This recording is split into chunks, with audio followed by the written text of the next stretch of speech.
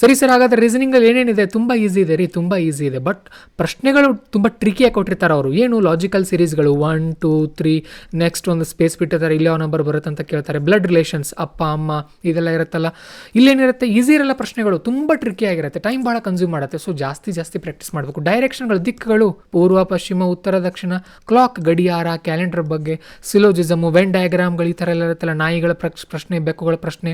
Then sitting arrangement, ranking, ಇಲ್ಲೊಬ್ಬನ ಕೂಡಿಸ್ತಾರೆ ಇಲ್ಲೊಬ್ಬನ ಕೂಡಿಸ್ತಾರೆ ಅಂತ ಹೇಳ್ತಾರೆ ನೋಡಿ. ಡಾಟಾ ಸಫಿಷಿಯನ್ಸಿ, ಆಮೇಲೆ ಫಿಗರ್ಗಳನ್ನ ಕೊಡ್ತಾರೆ ಒಂದೊಂದು ಸಾರಿ. ಇತ್ತೀಚೆಗೂ ಬಂದಿಲ್ಲ ಡೇಟಾ ಸಫಿಷಿಯನ್ಸಿ ಮತ್ತು ಫಿಗರ್ಸ್, ಇತ್ತೀಚೆಗೆ ಬಂದಿಲ್ಲ ಇವು.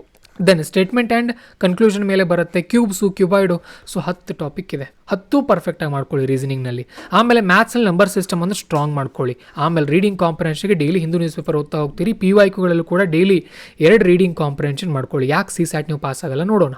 ಈ ಥರ ಮಾಡಿ, ಇದೇ ಥರ ಮಾಡಿ. ದಯವಿಟ್ಟು ಏನಾದರೂ ನಿಮಗೆ ಕನ್ಫ್ಯೂಷನ್ಗಳಿದ್ದರೆ ಕಮೆಂಟ್ ಸೆಕ್ಷನ್ ಬರೀರಿ, ನಾನು ಹೇಳ್ತೀನಿ ನಿಮಗೆ.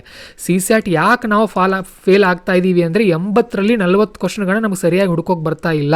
This is the main problem. The problem is here. ಇಲ್ಲಿದೆ ಪ್ರಾಬ್ಲಮ್. ಅರ್ಥ ಆಗ್ತಾ ಇದೆಯಾ?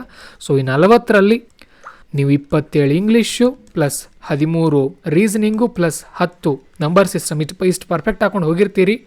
50 ಕ್ವಶನ್ನ ನೀವು ಸಾಲ್ವ್ ಮಾಡುವಂಥ ಸಾಮರ್ಥ್ಯವನ್ನು ಹೊಂದಿರ್ತೀರಿ.